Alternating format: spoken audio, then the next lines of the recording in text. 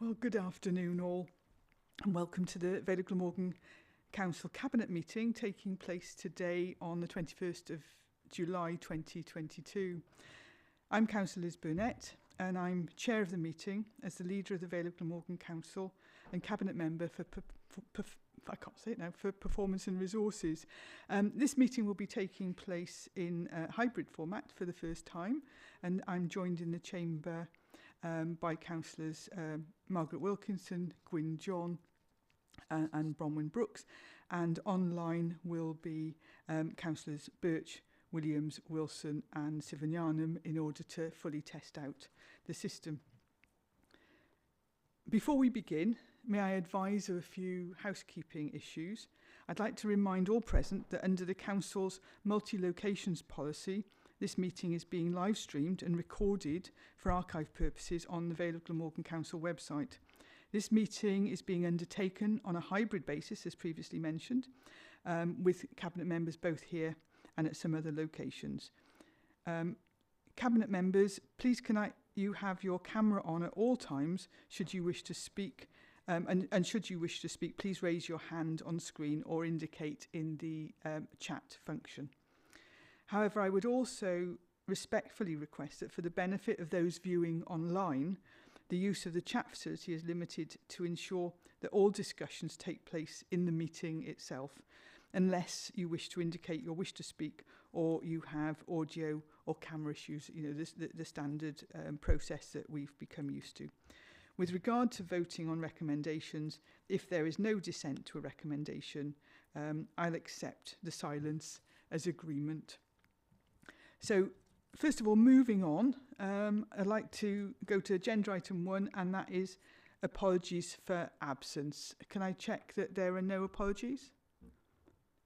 And we do, Cabinet officers, we do have everybody online available. Yes, so we don't have any apologies for absence. Agenda item 2, that's the minutes of the meeting held on the 7th of July 2022.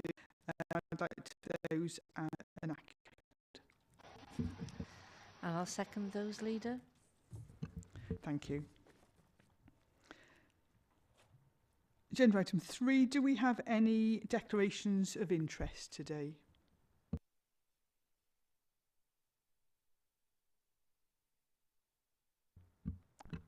No, we don't. That's good.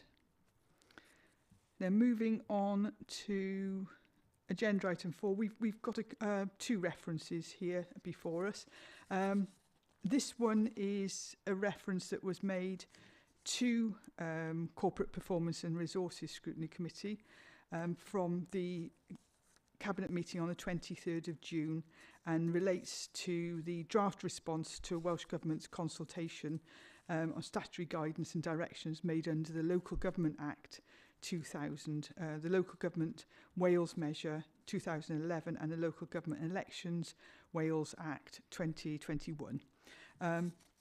So there was a discussion of it in the Corporate Performance and Resources Scrutiny meeting, and after they'd discussed it, they asked that Cabinet be informed of the comments made by the Scrutiny Committee.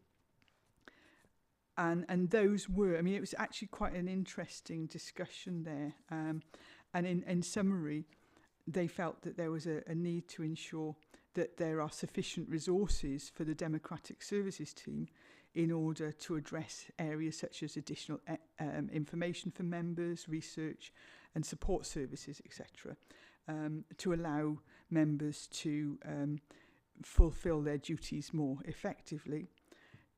They felt it important that we ensure that Welsh language isn't treated any differently or any less favourably to the English language, and also that it was important to review the timings of meetings, work-life balance, diversity, feedback, training and development for members. All, suggestions that we would wholeheartedly support. So they recommended that we be informed of those. We are informed and we're happy with those. So I would therefore move that we note those. And also they did praise the Democratic Services team for their support, particularly over the last few months. I think that coping with 54 members now rather than the previous 47 and getting everybody trained and up to speed has been a monumental task. So I would add my thanks to those, and I would expect that Cabinet would likewise support that. So if I could move that we note this report. And I'll second that, Leader. Are we all in agreement?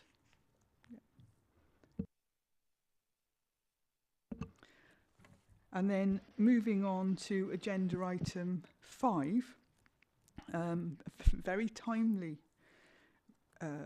reference, bearing in mind the high temperatures that we've just witnessed across the UK, including the devastating fires across many areas. We've got a reference on it's what's called a pre-scrutiny reference. So the report, the Project Zero update report, was sent to scrutiny before it comes back to Cabinet for their consideration. It was a really good discussion at scrutiny, and you know, for those that are engaging with the webcast, it's well worth watching on that. The reference does go through a lot of the discussions that have occurred, but I think the one thing that they do ask in their recommendations is that Cabinet forward the report to Environment and Regeneration Scrutiny Committee. And as it's a pre-scrutiny report, I think it's important that that scrutiny committee therefore has an opportunity to discuss this report fully before it comes back to Cabinet, rather than comments from Cabinet potentially influencing scrutiny. So would like it to be effective pre-scrutiny. So on that, what I'm suggesting or recommending is that we refer the report to Environment and Scrutiny Committee, that we note the report, and that we'll have a full conversation when that comes back from scrutiny. But they also ask that the report be distributed to all elected members, the Public Services Board, and all town and community councils for their information. And I don't see that there's any reason to delay that, so that if the recommendation is that we do distribute the report out, that's fine, and that we note the report and that we refer it to Environment and Regeneration Scrutiny for their consideration. Are we comfortable with that? I can see. And I'll second that, Leader. Thank you.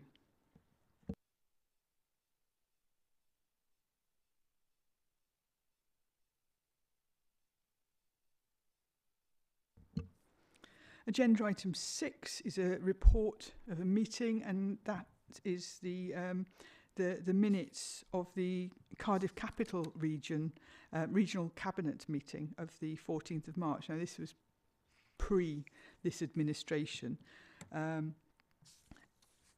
It's interesting looking back that some of these topics have actually been discussed further, and we should before too long be having the next minutes to note, which will take some of that further on. But it was interesting that only recently in a meeting the question was asked about how do we get information back from the Cardiff Capital Region, and this is exactly one of those ways. So I think that all that's for us at this point is for us to note this report.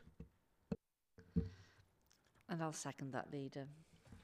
Thank you. Right. So we can move on to my reports proper now. And the first report that is before us is the closure of accounts. And Cabinet will note that actually in a different way to how we've traditionally dealt with closure of accounts, this is actually being split into revenue and capital, hopefully for ease of access. There'll probably be further changes to the way in which the report is presented in future. sometimes finance reports can be pretty inaccessible, so we're hoping that we can do some more work on that. In essence, this report sets out the position at the 31st of March 2022, and as I said, for the revenue budget. Additional revenue support grant was received in March, and the base budget has been increased by 2.448 million to reflect that. And that additional funding was allocated as follows. 1.5 million was allocated to offset the overspend of against waste. 540,000 was towards Oracle implementation, so that's obviously our IT systems, etc. 408,000 was allocated to reserves. One was towards the purchase of electric vehicles, and then also quite an innovative scheme looking at sort of lessons and licenses for. It's a pilot project for social services, in which we're hoping to increase the flexibility and ability to travel of our social care teams. The overall reserves increased by 18.151 million after adjusting for capital and insurance drawdown, and 19.46 million was transferred into reserves, including 642,000 into the council fund. Significant late grant allocations were received in the last quarter of the financial year for both capital and revenue schemes. And while that can sometimes be difficult to manage, any additional funding is always very welcome. But this has meant a significant increase in reserves across the council. I think it's worth saying, though, a significant proportion of this funding is required to be ring-fenced. So this is not just money that's free for every eventuality, and it will be spent in accordance with the guidance set out in the grant allocation. School balances, for example, increased by 6 million, taking the balance within our schools to 12.7 million.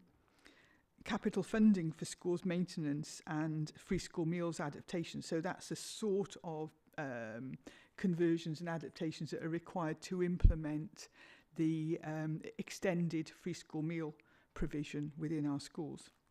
That was 3.3 million. Funding allocated for council tax shortfall, 1.249 million, has been ring-fenced for the ongoing impact of COVID on the council, as the majority of Welsh Government funding has ceased in this financial year. Additional social care pressures grant was received late, and that enables the council to allocate over 2.7 million to reserves, which will be used to support the social services budget programme, helping to increase capacity within the service, and that will be very welcome. Funding was also allocated to the council's cost of living discretionary scheme in 2021-22 and has been transferred to reserves to be matched against payments that we'll be making in 2022-23. So these are all sums of money that have come into the council, and they've been put into specific reserves until such time they can be used. In addition, underspends against capital financing costs due to the council's approach to maximising internal borrowing and additional council tax income collected during 2021 have been allocated to finance capital schemes in 2022-23. And their schemes include improvements at Barry Island and the country parks. An allocation of 849,000 has been made to support the delivery of the council's waste strategy. The housing revenue account is ring-fenced and that reported a surplus of 5.4 million at the end of the year, and the housing revenue account reserve balance opened at 12 million and closed at 17.4. This level is higher than the figure projected, mainly due to a reduction in the required revenue contribution to capital due to a lower than projected capital spend, and that will be reviewed in the next housing business plan. And there was a shortfall against the council's efficiency targets of 121,000 that reflects a time lag associated with implementing savings. That will be monitored as we go forward this year. So that was a sort of a brief run through of what is quite a complex report, and the recommendations before us this afternoon are that the report and the financial measures taken and proposed be approved. 2, that we approve the final amended 2021-22 budget as shown in Appendix 1. And 3, that the report is referred to Corporate Performance and Resources Scrutiny Committee for consideration. And I therefore move. And I'll second those recommendations. Thank you all. So as I mentioned, the closure of accounts has been divided into 2 reports. This is the second one, and this is to do with the capital closure of accounts for 2021-22. The report outlines the outturn in the capital programme by directorate and the funding resources used to fund the programme. I think it's worth noting that the capital expenditure during the year totalled 66.411 million. I mean, that's quite a phenomenal amount of work undertaken in what continued to be a trying circumstances. Possibly even more trying in as much as to undertake developments when we've not only still got COVID, but we've also trying to do business as usual at the same time. It adds a degree of complexity on that.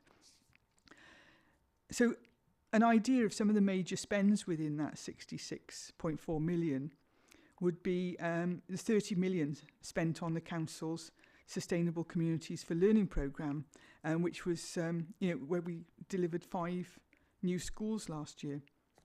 And that's ones like St David's Church and Wills Primary School, South Point Primary School, Whitmore High School, Ysgol Bro Morgannwg and Pencoitra High School.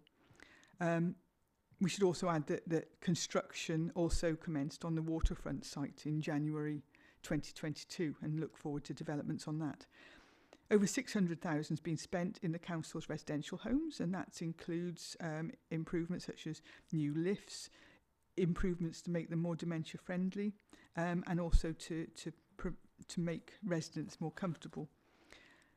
1.89 million was spent on the council's vehicle replacement programme, and that also includes 12 new electric vehicles, which will contribute to the council's Project Zero ambition. Over 2 million was spent on resurfacing, improving our road and footways in the community, and that's capital spend. We have to add to that revenue spend, but that would be for a different report.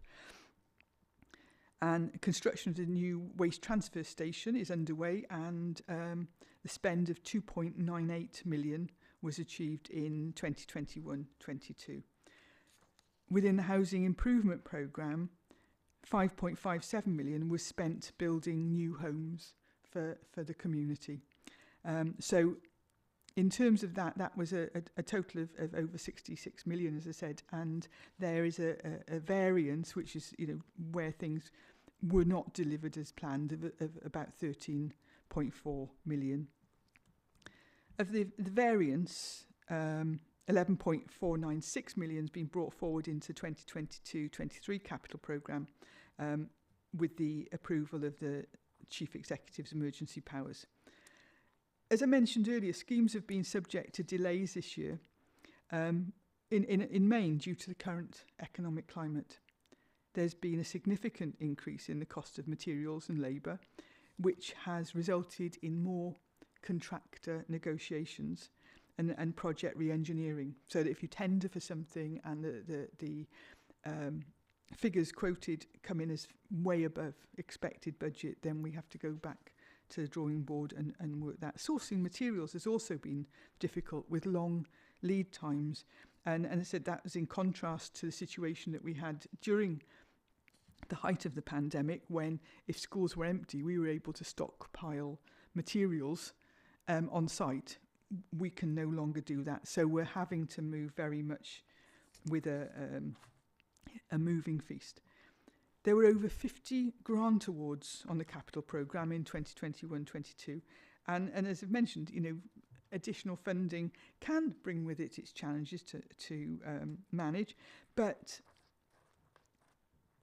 it was very welcome. But when you are working to grants, some of the conditions that come with them are quite onerous, so we have to manage those at the same time.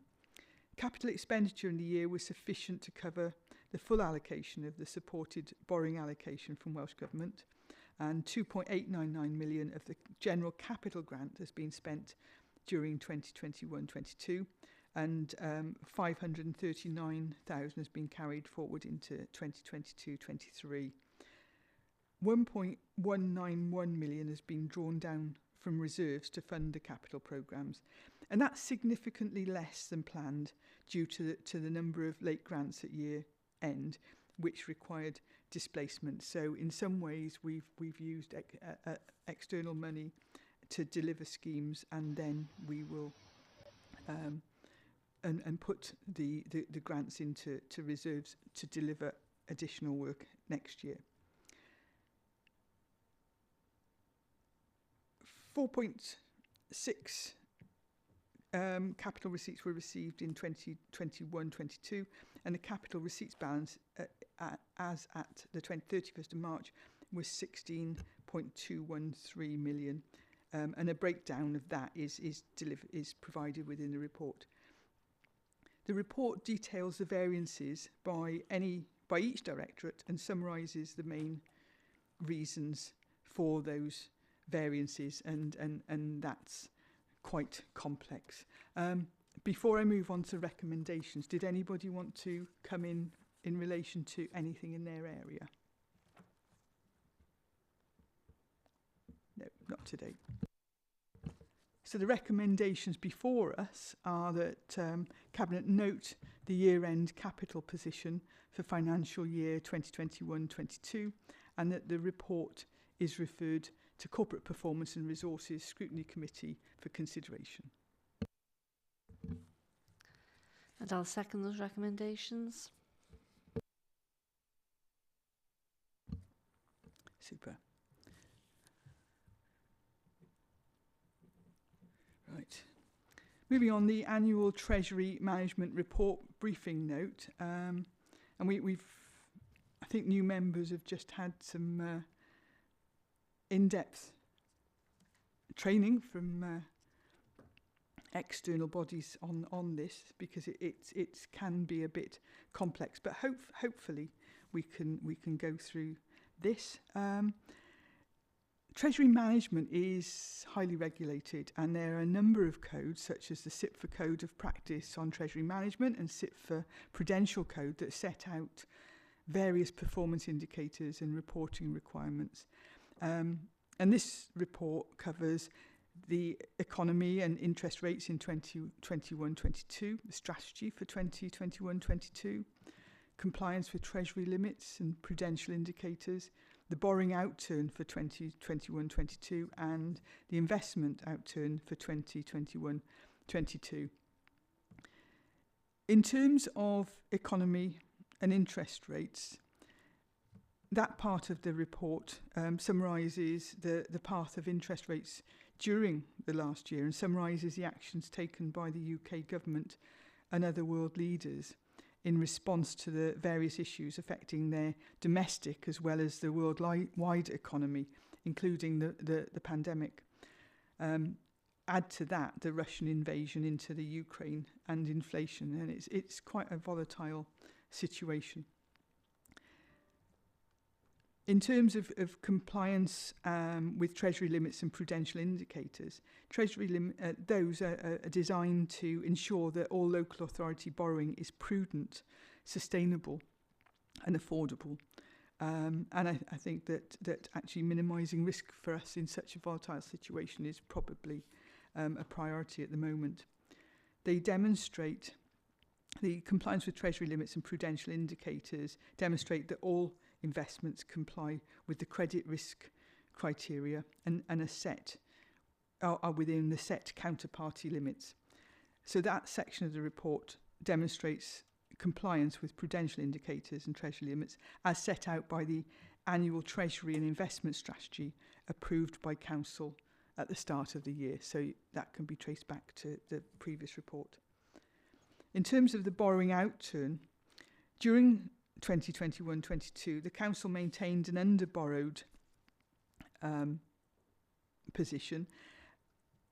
The capital borrowing that we needed, which is called the capital financing requirement, was not fully funded with external loan debt, as the cash that we have that supports the Council's reserve, so the money that we have inside, we used as an interim measure. So in effect, we loaned money to ourselves.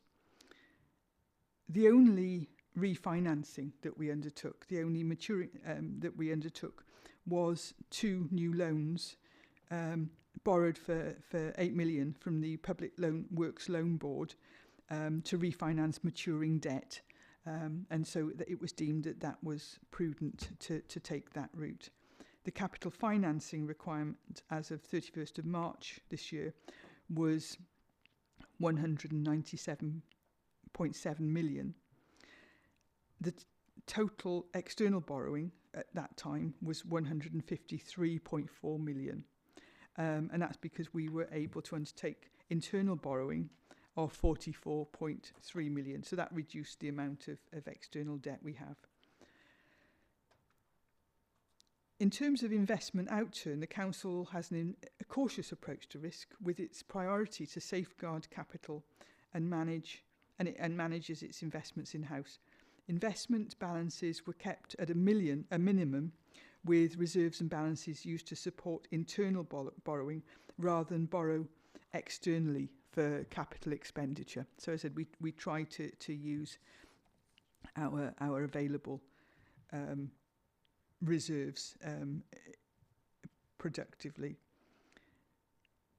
Investments were placed with low-risk counterparties for periods up to 364 days.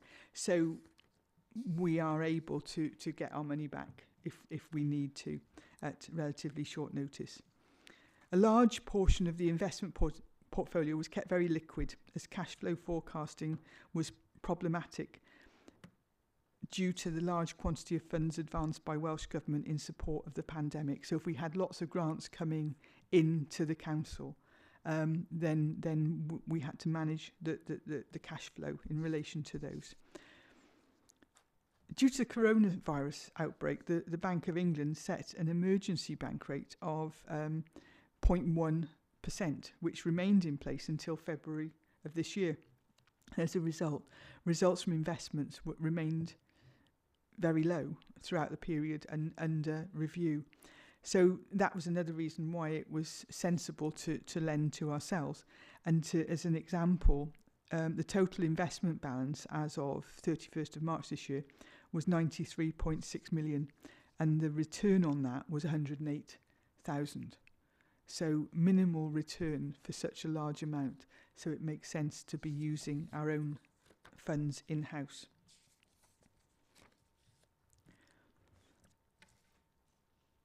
So the recommendation for us today on that report is that Cabinet endorse the annual report on Treasury Management for 2021-22, and that the report be referred to Council for improvement.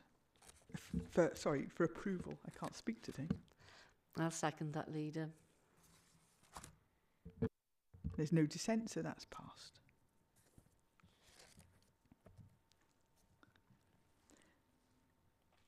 So the next 2 reports actually are the monitoring reports, which come to us regularly throughout the year. These reports have both been to scrutiny committees for their consideration in advance. And the first one is the revenue monitoring briefing for the periods of 1st of April to 31st of May 2022. So as I said, the first two months of the year. I mean, it's very early in the financial year, but it gives some indications of the likely pressure points in the council during the coming year.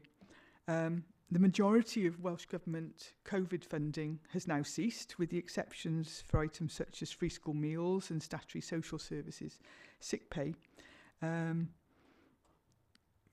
there do continue to be pressures associated with the impact of COVID, and a general COVID response reserve of 1.249 million was established in 2021-22, and that can be used to offset some of those pressures as needed during the financial year. As members will be aware, we're operating in a complex inflationary environment, as we mentioned in the last report, and we do have some emerging pressures in year.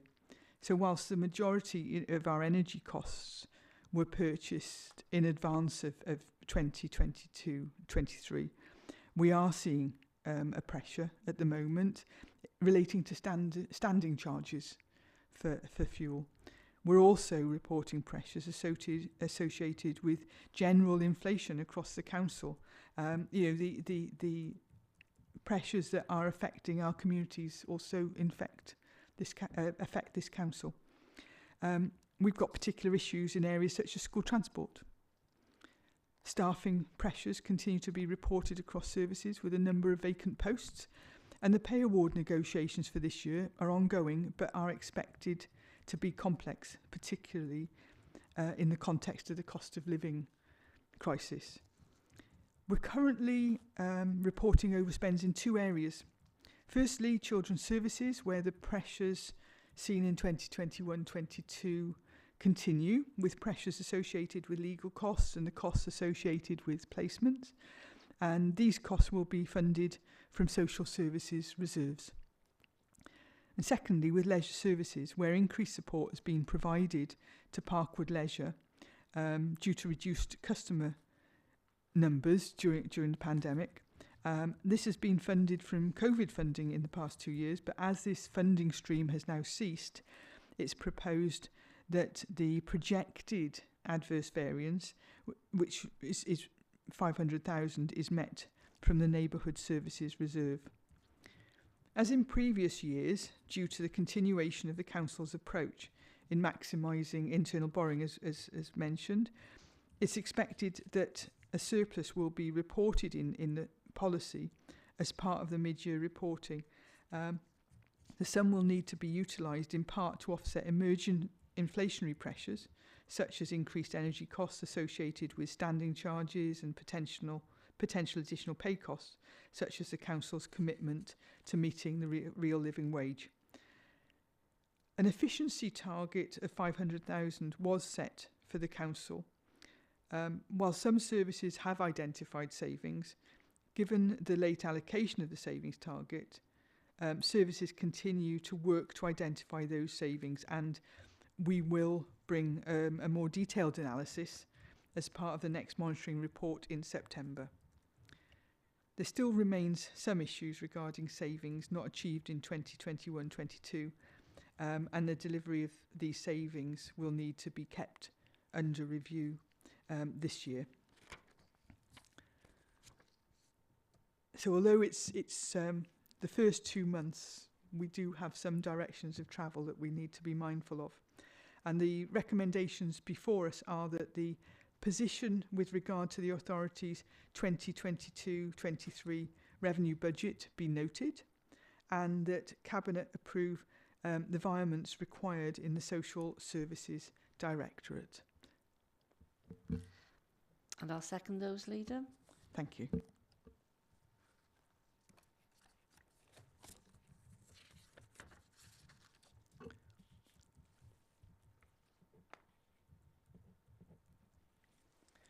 Agenda item 11 is the capital monitoring for the period 1st of April to 31st of May. The layout of the report has slightly changed since last financial year in that a summary table of the appendix, including the key figures, are included in the main body of the report. We hope that makes for greater ease of reading and accessibility, but we will be reviewing the format of the report as we go forward. The report's also been split into sections which, you know, for example, additions, environment and slippage to make it more easy to access. It is early in the year, as we said, with the revenue report, and later reports will also focus on delivery and the benefits that the investment brings to our communities. The approved capital programme at time of writing was 107.4 million. That does include budgets slipped from 2021-22 into this year, and spend as at the 31st of May was 3.1 million. The capital programme is currently subject to significant inflationary pressures due to the current economic climate, and this is leading to more negotiation with contractors. It's also meant that in some cases we've had to retender contracts, and also to value engineer projects, you know, looking at how the costs on those projects can be reduced.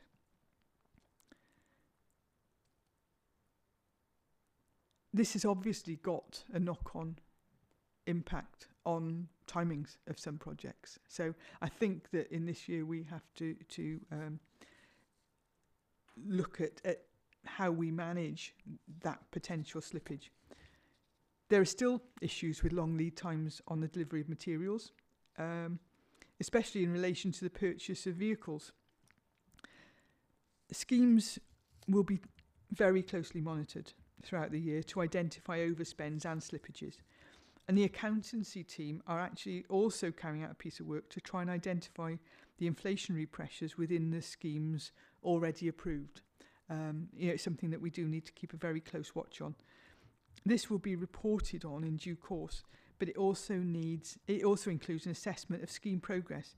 So we'll be looking at which schemes have already commenced, which schemes have got contracts signed but not commenced, which schemes have got the tenders agreed but haven't gone further in that, so that we can actually monitor schemes at every stage of their development. The report details recent delegate authority requests that have been approved, and also notes the use of emergency powers that are detailed in the appendix to the report.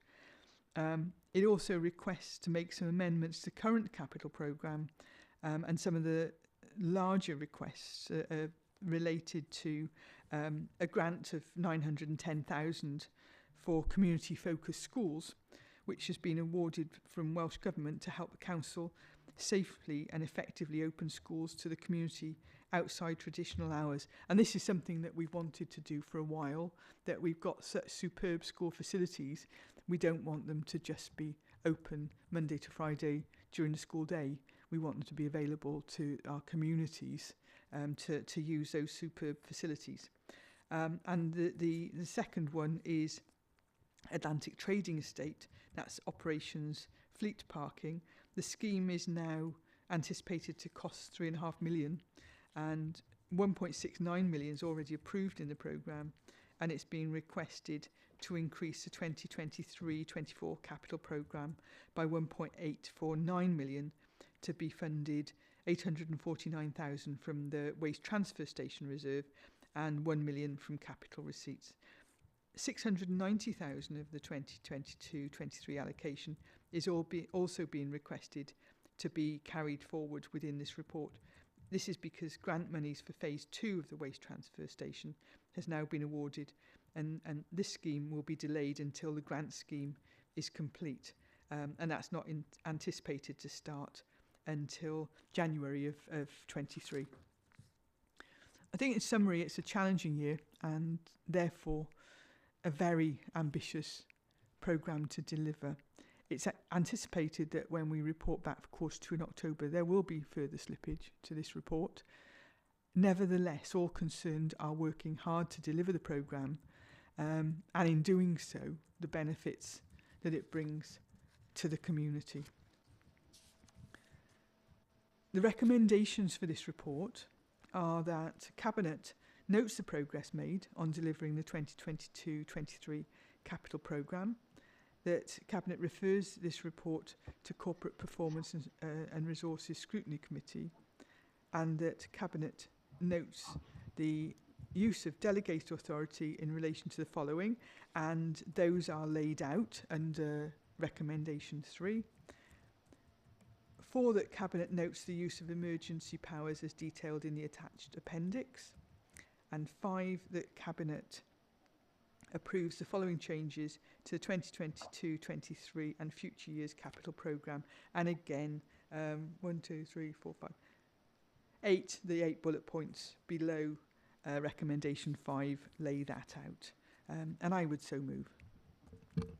I've got Gwyn would like to speak. Thank you. Leader, could I bring to your attention page 6 of this report, item 2.18. This is street lighting along Frampton Lane. I'd like to bring this to your attention because this was first brought to me by a lady who was getting off the bus on the Lammace Road in Lantford Major and having to walk the dark lane to get home every night. And with the number of national issues of attacks on females across the country, basically the lady brought this to me, I took it up, and we found S106 monies, and as a result, we put this scheme in being. This now protects a lot of people, a lot of women particularly, walking that road every night. Now they've got lighting, and we were one of the first councils, I believe, Miles could tell me, across South Wales that did this protection for women. So I think that is important, that we recognise that the importance of this council are in support of these ladies walking dark roads and streets, that we put lighting in for them. Thank you. Thank you, Gwyn. I don't think that we can overestimate personal safety issues in our community. So, yes, I think that's a really good example. I'm looking up at the screen. I'm not sure if Councillor Wilson wanted to come in. No, he doesn't. No, that's fine. Okay, just for the record, Leader, I'll second all those recommendations. Can you hear me? We can now, Mark, yes. Thank you very much. I'm just going to say about the waste transfer station. I tried to get in a bit earlier. I think it's very important that this scheme is going ahead, and I know it will be looked at in terms of not just having the waste transfer station, but also the moving of parking of vehicles there, which will reduce unnecessary travel, which I think is fantastic. And I think given the climate emergency that we're all facing, this is our contribution towards it in trying to reduce the impact upon the climate, upon the residents of Belgium Morgan. Thanks, Mark. So it's been moved and it's been seconded. Are we all in agreement? Yes. Thank you all.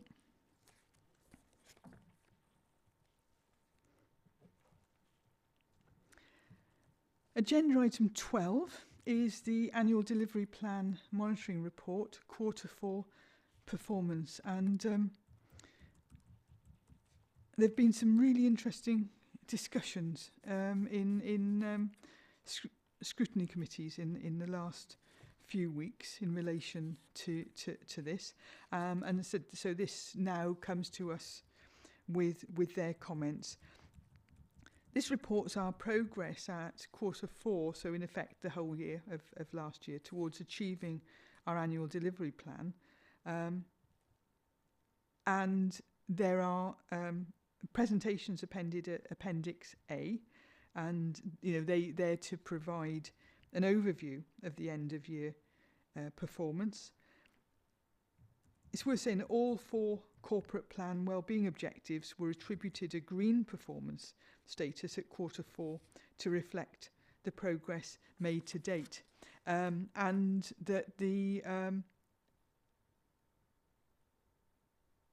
actions that actually were attributed a red performance were directly as a result of service reprioritisation measures that were undertaken in response to the impact of the ongoing COVID pandemic. So yeah, that's a phenomenal performance by staff across the organisation. The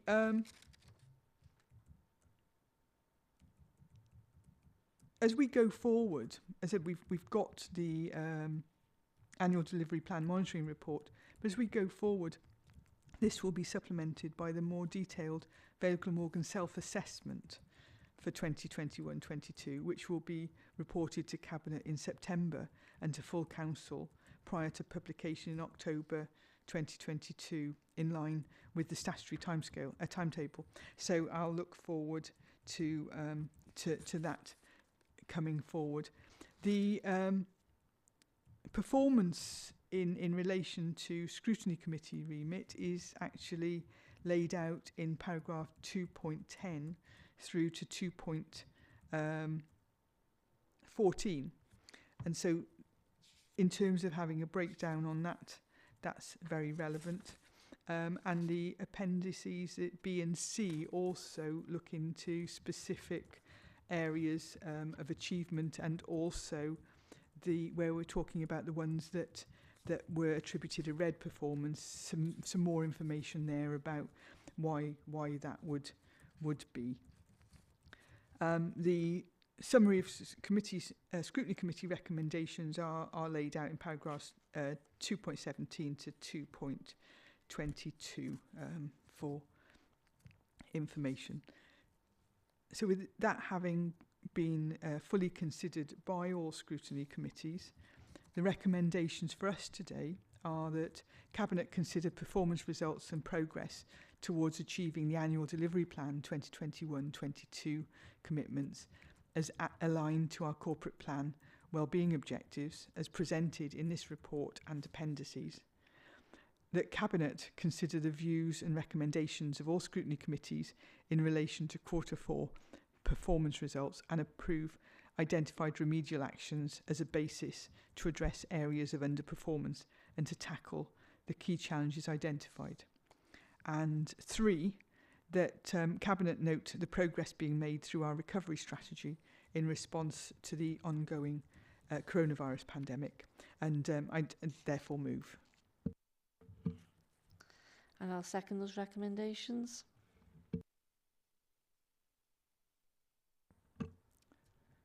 Thank you.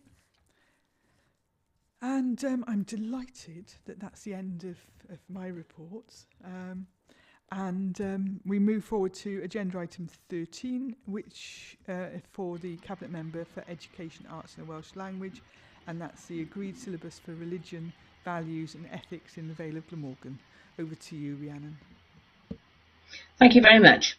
So this item on the SACRE report, I am going to ask Councillor Eddie Williams to take this, as he is chair of the relevant committee, and I would be asking for his advice were I to present it anyway. So I'm going to hand over to Eddie, please. Thank you, Rhiannon. Thank you, Leader. Yes, this has been a piece of work that's been carried out for some time in the last 6 months. And the reason why I'm bringing the report is because I am chair of the Standing Advisory Council for Religious Education, which is a group of which is set up as a legal entity on the basis that there's 3 parts to it. They've got a group of teachers from representing various schools around Vale of Glamorgan, and we've got various faiths and non-religious philosophical believers, humanists, for example. And we've also got a group of councillors on this council, SACRE. So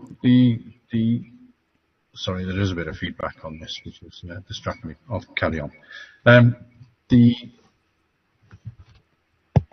Right, I'll see if that's better for me. I've switched off my speaker here, so I'll be able to It's not easy to hear your own voice. Okay, so I'll move on. So as part of this report, which I'll go into detail in a second, I just want to sort of give the background to the group. I've already mentioned that SACRA is made up of different groups, and within that they set up the Agreed Syllabus Conference to set up to sort of work together to set up this agreed syllabus that we're going to go through on the report. Okay, so if I go through the executive summary first, that'll give the good background to it. So the agreed syllabus sets out the details regarding teaching and learning and the mandatory elements of religion, values and ethics, in line with the curriculum for Wales, for all Vale of Glamorgan Council schools and settings maintained by the local authority. The agreed syllabus for RVE in the Vale of Glamorgan has been drafted in accordance with the Curriculum and Assessment Wales Act 2021. All maintained schools in the Vale of Glamorgan Council region are required to have regard to the agreed syllabus for religion, values and ethics when designing their curriculum, and the Vale of Glamorgan Council has a duty to review the agreed syllabus every 5 years. The Vale of Glamorgan Council agreed syllabus recognises the approach of the Curriculum for Wales framework is based on the principle of subsidiarity, and as such, the Vale of Glamorgan Council agreed syllabus recognises and reflects the autonomy of each school and setting in realising its own curriculum. The Vale of Glamorgan Council agreed syllabus would take effect from 1st September 2022, which, as you can gather, isn't long. Religion, values and ethics is a statutory requirement of the Curriculum for Wales and is mandatory for all learners from ages 3 to 16. RVE forms part of the humanities area, and this area encompasses geography, history, religion, values and ethics, and business studies. And these disciplines share many common themes, concepts and transferable skills, whilst having their own discrete body of knowledge and skills. And much of this is taken from the Religious Values and Ethics Guidance, which is on the Hub site, which, as this report gives links to. I've mentioned if you go to the background now, I mentioned it is a statutory requirement for the curriculum in Wales, and it provides an opportunity for education to reflect on why we teach and what concepts are important and how learners can make meaningful progression in their learning. And one of the striking things for me was the age range that we're dealing with, 3 to 16. And it's quite clear that we develop at different rates, and you can imagine from a primary school on to a secondary school, there's an expectation really to cover religious education. So the curriculum covers that and gives sort of milestones and good examples of what you'd expect a child at any age to sort of be able to understand. And I'll be frank, I was quite surprised about the amount of critique the individuals, learners themselves, would gain from taking this subject. The 1.3 talks about the traditional subject of religious education, and this has been renamed Religion, Values and Ethics because it reflects the broadened approach of the subject and also the diversity of the population within Wales and how it has to meet the 21st century. So it was quite enlightening in that respect. But also it included an opportunity for the individuals to get a sense of themselves and their own spirituality and how they can contribute. And more importantly, that this belongs to one of the 4 core purposes of the curriculum, is to become ethical, informed citizens of Wales and the world. So it's not just a localised viewpoint that individuals will have. Many of us will have come across those sort of individuals, and hopefully this curriculum will be able to address that. And interestingly enough, the curriculum is broad enough, and the reason why this report's come to you today as well in this way is that it gives each local authority an opportunity to design the curriculum for its own particular area, and giving the schools the flexibility to work within that. So it gives that localised subsidiarity effect, but also recognising it reaches out to Wales and wider. Once this agreed syllabus is adopted, all maintained schools and settings are required to have regard to this agreed syllabus, including schools of religious character, and in their design of agreed syllabus, elements of the RV provision. I think I've probably said most of the things on there. I just want to take the opportunity to, if you look at the actual agreed syllabus itself, which is an appendix to this report, there are lots of areas of grey on there, and the reason why the SACRA and the agreed syllabus conference puts it like that is because we're finding over the last few years there's been considerable change and a recognition that as you do something, you learn from it, and my apologies. Right, so you learn from it, and so it should be developed without having to come back to the local authority and having that change. So it gives scope on that. So there will be support and documents, which has been a drive and a need for teachers in schools. They don't just want this agreed syllabus, they actually need the support and materials, and that will be developed in the coming months. There has been quite a bit of engagement on it so far, and I'm glad to hear that. Well, it was good to see the number of teachers that were actually involved in formulating this agreed syllabus. I would like to give particular thanks to the consortium advisor, Donna Graves, who produced much of this material, getting it from the government site, the hub and whatever, and provide, through Jeremy Morgan, our secretary, or he's the officer that deals with all the actual documentation and administration. I want to give particular thanks to him as well. And I've already mentioned the teachers and also the religious groups that got involved. It was very broad in its aspect, and it was really a useful document that we've got here. So much so that we were one of the first ones to actually get to this point, so that's good news for the council. So having said all that, the recommendation report is that the Cabinet approves the recommendation of the Vale of Glamorgan Agreed Syllabus Conference to adopt agreed syllabus for religion, values and ethics in the Vale of Glamorgan as attached to Appendix A as part of the new curriculum for Wales. I so move, Leader. Thank you, Eddie. And I think that the prize has to go to you. We did ask if you would join virtually today to fully test out the system, and I think that you've probably had every single challenge possible thrown at you in doing that. So thank you very much for getting through the entire report, and I'm absolutely delighted to second that. Are we all in agreement? Super. And then going on to agenda item 14, going back to Rhiannon for that. That's a Welsh Language Standards annual monitoring report. Okay, thank you very much. Okay, during 2015, the Council was issued with a compliance notice by the Welsh Language Commissioners specifying which standards applied to the Council. In order to achieve the 174 standards within the notice, the Council developed a comprehensive action plan, which is on our website. We were also required to produce a 5-year promotion strategy as part of the compliance process. So this report brings to the attention of the Cabinet our progress against the Welsh language standards, which is in Appendix 1, and against our promotional strategy for the Vale of Glamorgan in Appendix 2 for 21 to 22. And it summarises the main areas where progress has been made and provides annual updates required by the Welsh Language Commissioner. I'd like to pick out some points from it, such as main achievements. Our website, it prompts, if you enter the Vale of Glamorgan in Welsh rather than in English, you will be presented with the website in Welsh. So it's fully bilingual presentation. Social media accounts of the Vale Council are fully bilingual. On the contact centre in the reception areas, you can choose to speak to a Welsh speaker and conduct your council business and have your queries answered entirely in Welsh. Welsh language training is available to all staff in pursuit of the 50% Welsh speakers target that we're aiming for.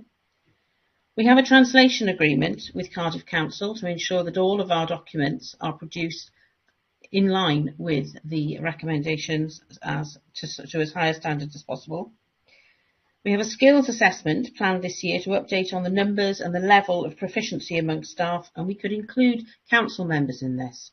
because I think it's important that Welsh speakers can see that some of our numbers are people who are already fluent Welsh speakers or aspire to be by taking part in Welsh language programmes.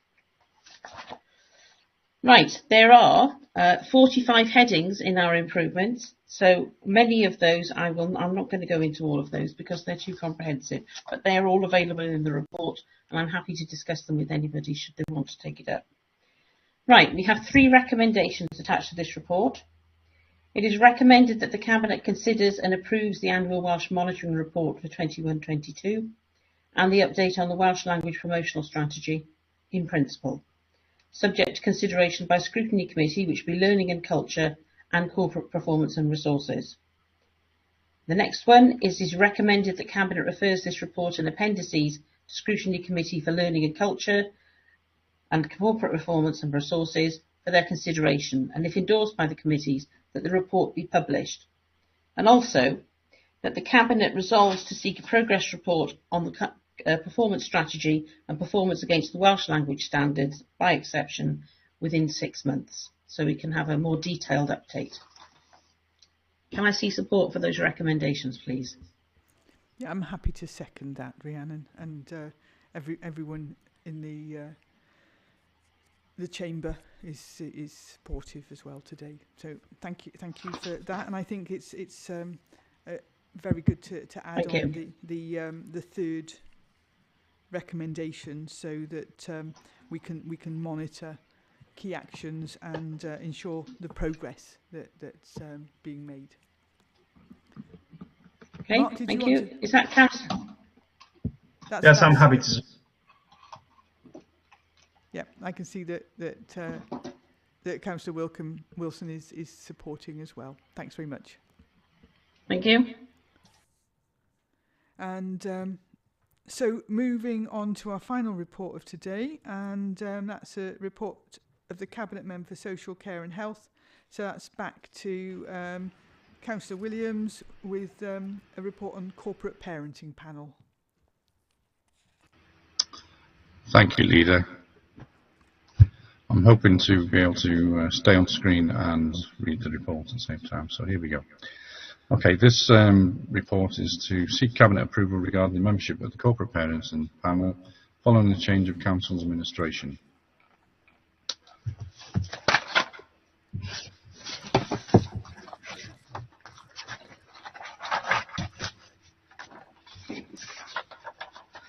Okay, sorry, I'm just moving from my notes. Okay, you'll see from the report it talks about the changing of the Cabinet, the Parenting Panel composition due to the members of the Council and the administration, and in this it explains the reasons why we've got this report coming through, and it's due to changing the administration and the makeup of political parties within the Council. There are various reasons for that, but what I wanted to highlight is that this isn't just for a small group of people to be responsible for corporate parenting.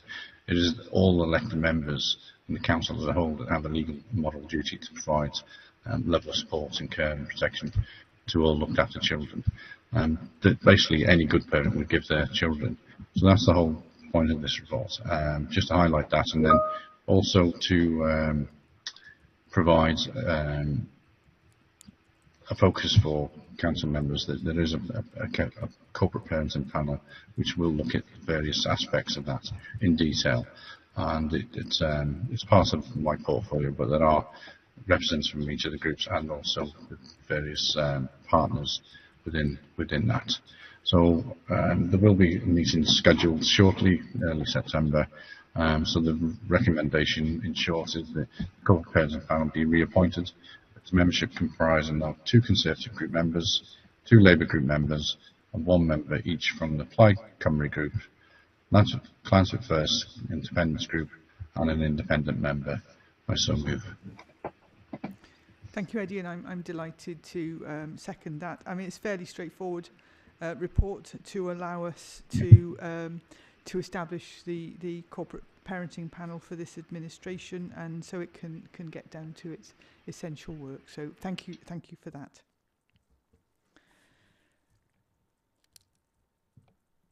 So I don't have any items that are urgent, and neither do I have any part 2 items, either urgent or non-urgent. So in doing so, I thank everybody for their attendance, both in person and virtually, in our first formal hybrid meeting of this administration. And thank you for your participation.